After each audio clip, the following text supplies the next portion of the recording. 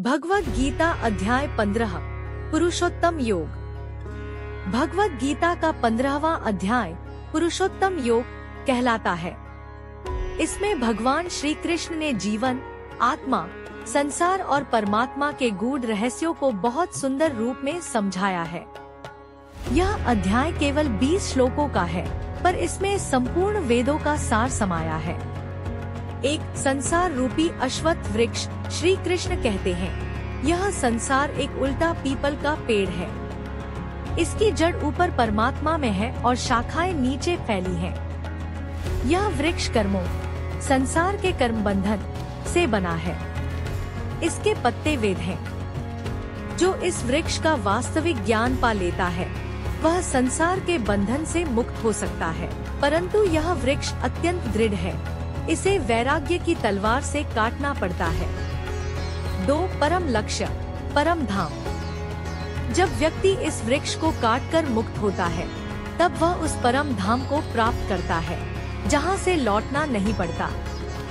भगवान कहते हैं, जो मेरे परम धाम को प्राप्त होता है, वह फिर जन्म नहीं लेता। वह धाम सूर्य, चंद्र या अग्नि के प्रकाश से नहीं, बल्कि मेरे स्वयं के दिव्य प्रकाश से प्रकाशित होता है। 3 जीवात्मा का स्वरूप। भगवान बताते हैं, जीवात्मा मेरा ही अंश है। वह शरीर में आकर मन, इंद्रियों और बुद्धि का अनुभव करता है। जब वह शरीर बदलता है, तब वह अपनी इंद्रियों को वैसे ही साथ ले जाता है, जैसे हवा सुगंधों को अपने साथ ले जाती है। इसीलिए शरीर तो नष्ट होता है, पर आत्मा अविनाशी और सनातन है। 4 शरीर और परमात्मा का अंतर। मूढ़ व्यक्ति आत्मा और परमात्मा का अंतर नहीं समझता। ज्ञानी व्यक्ति देखता है कि आत्मा शरीर के भीतर भी है, पर उससे अलग भी है। परमात्मा हर प्राणी के हृदय में स्थित है। वही ज्ञान, स्मृति और विस्मृति देता है। 5 भगवान ही सर्वोच्च, पुरुषोत्तम। 3 प्रकार के पुरुष होते हैं। क्षर पुरुष जो नश्वर हैं, सब जीवात्माएं। अक्षर पुरुष जो अविनाशी हैं, माया से परे आत्मा। पुरुषोत्तम जो दोनों से परे हैं, अर्थात भगवान स्वयं। श्री कृष्ण कहते हैं, मैं पुरुषोत्तम हूँ, क्योंकि मैं सबका कारण और आधार हूँ। मेरे द्वारा ही यह जगत टिका है। 6 ज्ञान का सार।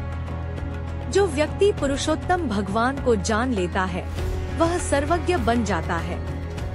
वह सब पापों से मुक्त होकर भक्ति, ज्ञान और वैराग्य में स्थित रहता है।